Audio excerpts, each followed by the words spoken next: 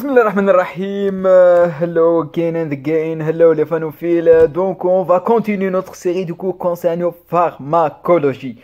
Donc on a commencé hier par une petite rappel sur le système nerveux autonome et on va continuer notre deuxième partie sur le système nerveux autonome. Donc ici on va mettre les points sur les i et les barres sur les t. On va finir le système nerveux autonome. On peut jamais le finir, mais on va donc, comme l'habitude, on va commencer par un proverbe qui dit Never stop trying, never stop believing, never give up.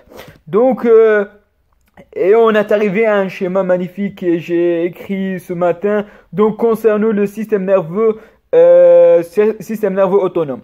Donc, le système nerveux autonome contient deux parties, système nerveux parasympathique représenté ici et le système sympathique représenté ici. Le système nerveux parasympathique, c'est généralement céphalo-sacral et le système sympathique, c'est thoracolombaire.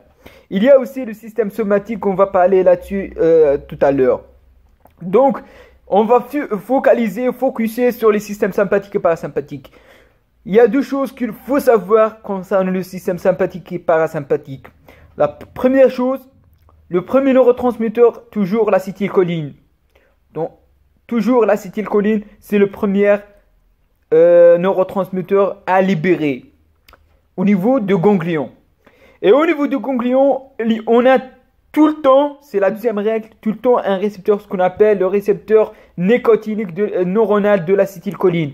Donc, premier neurotransmetteur à libérer, c'est l'acétylcholine. Et la deuxième chose, c'est le récepteur nicotinique neuronal de l'acétylcholine. Donc toujours, on a l'acétylcholine va libérer pour activer un récepteur, ce qu'on appelle la nicotinique neuronale. La nicotinique neuronale, c'est une canal K1A, c'est-à-dire sodium-potassium. Donc, donc c'est une ligand dépendant. Il va ouvrir donc un canal, ce qu'on appelle le récepteur N. Donc c'est la première règle, l'acétylcholine, c'est le premier neurotransmetteur à libérer. Le récepteur, le nicotinique neuronal, c'est la deuxième chose à comprendre. Donc ici on a la parasympathique, l'axone préganglionnaire c'est long et l'axone postganglionnaire c'est petit. Sympathique, toujours au niveau du système nerveux sympathique, il y a la chaîne ganglionnaire paravertébrale, donc le premier neurone est court et la deuxième neurone est longue. Donc, ici, il va différer dans la deuxième neurone. C'est ça la différence qui va mettre que c'est un système parasympathique ou un système sympathique. Donc ici, dans le parasympathique, la neurotransmetteur toujours acétylcholine. Donc, elle va libérer l'acétylcholine et les récepteurs sont les récepteurs muscariniques. Donc, l'innervation va innerver des récepteurs muscariniques. On a trois récepteurs muscariniques. Le M1 au niveau du brain, le M2 au niveau du cœur, le M3 anywhere.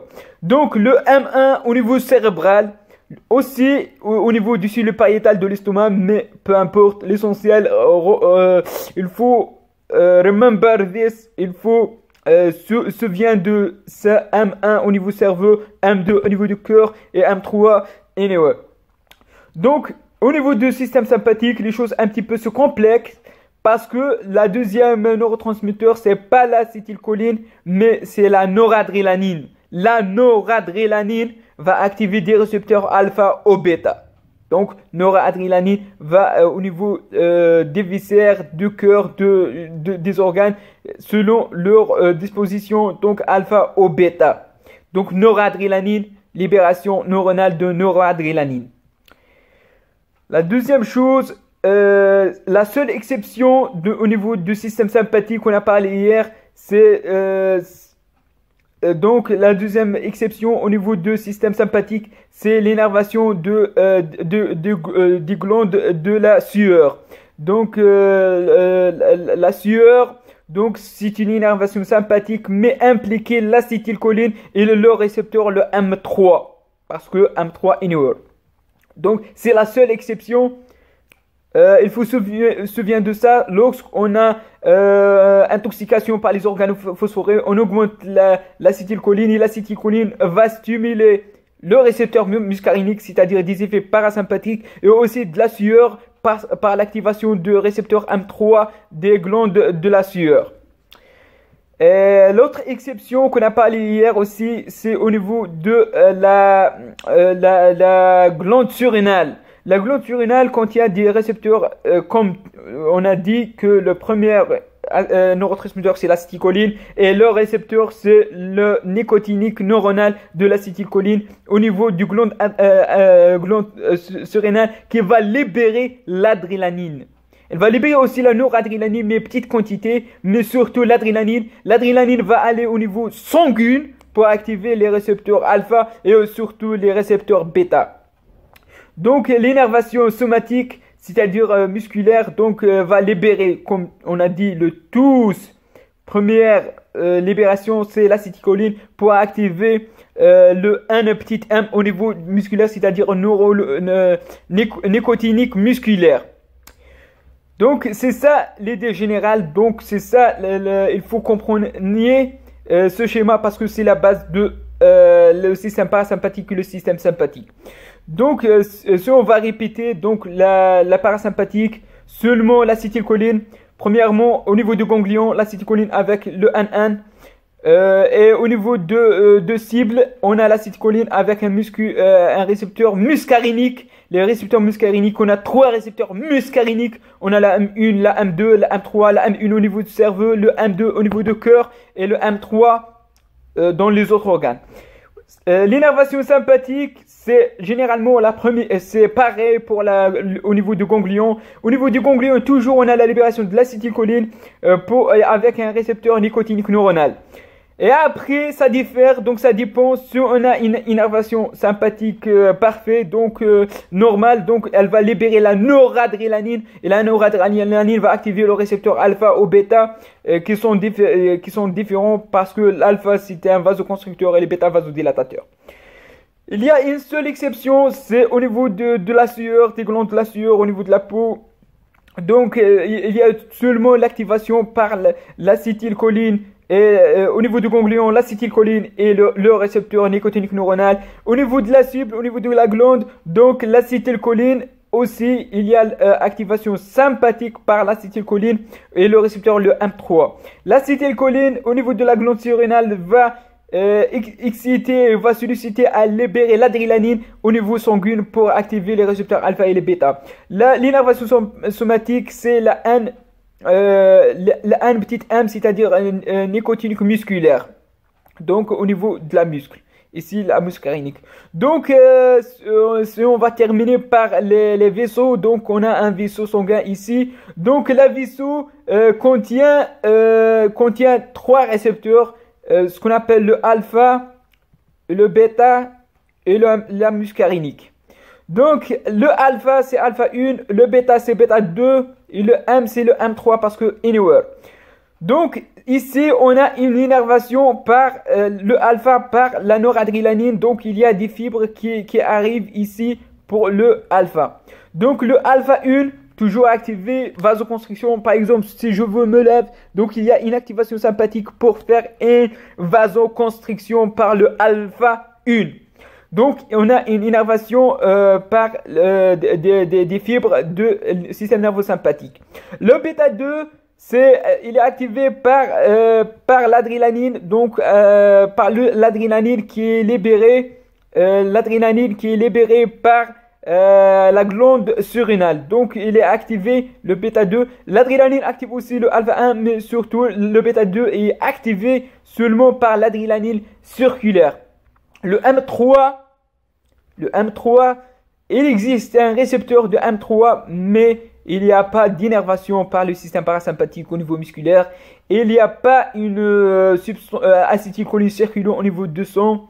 Donc, le M3, il est physiologiquement inactif, mais si on admet un agoniste acétylcholinergique, on va parler dans le cours prochain, on peut l'activer. Donc, mais l'inhibiteur de l'acétylcholine estérase, il n'y a aucun effet là-dessus parce qu'il n'y a pas l'acétylcholine estérase ici au niveau de son pour inhiber, pour activer ce M3. Donc le M3, il existe un récepteur, mais il n'y a pas de l'acétylcholine circuler. Donc, mnémotechnique pour cette alpha 1, bêta 2, M3, C1, 2, 3, viva Algérie. Donc, 1, 2, 3, viva Algérie. Pour le M3, c'est une chanson de Nobody Embody pour activer ce M3. Donc, il est toujours inactif à l'état physiologique, mais pharmacologiquement, on peut l'activer. Donc, c'est ça notre résumé de cours concernant la parasympathique et le sympathique. Il faut se souvenir de l'activation ganglionnaire. Seulement transmission cholinergique, c'est-à-dire l'acétylcholine va activer la nicotinique neuronale, l'acétylcholine active la nicotinique neuronale, acétylcholine active nicotinique neuronale, acétylcholine active nicotinique neuronale, toujours acétylcholine active nicotinique neuronale. Et après, ça diffère si on a dans le système parasympathique, donc acétylcholine active les récepteurs muscariniques, M1, M2, M3.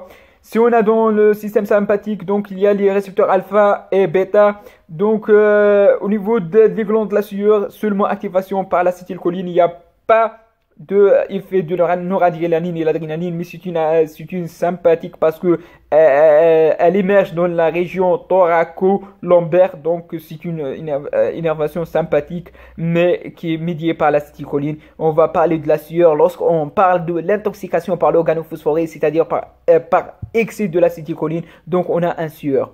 Donc au niveau de ici, c'est la glande surrénale qui va libérer donc l'adrénaline au niveau sanguin pour activer les bêta 2 ici. Et aussi elle peut activer le alpha. Donc l'innervation somatique aussi activée par l'acétylcholine, donc le NM activé par l'acétylcholine. Et il faut se souvenir de ça parce que lorsqu'on va parler de l'intoxication de l'organophosphoré, et on a le temps, donc on va parler de l'organophosphoré ici. Donc les organophosphorés sont des inhibiteurs irréversibles de l'acétylcholine estérase. Donc il va inhiber l'acétylcholine estérase. Donc on a un excès de l'acétylcholine. Un excès de l'acétylcholine va faire donc un excès de système parasympathique. Donc on a la mnémonique demumble, c'est-à-dire diarrhea, urination, mucus, bradycardia, bronchoconstriction, excitation, emitting, salivation, lacrimation and sweating.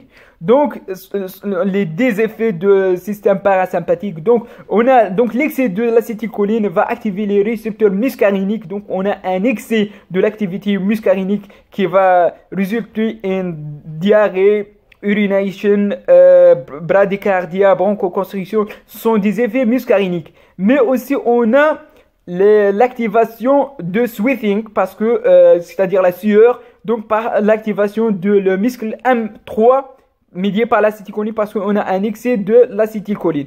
Aussi, on a une activation au niveau de muscle.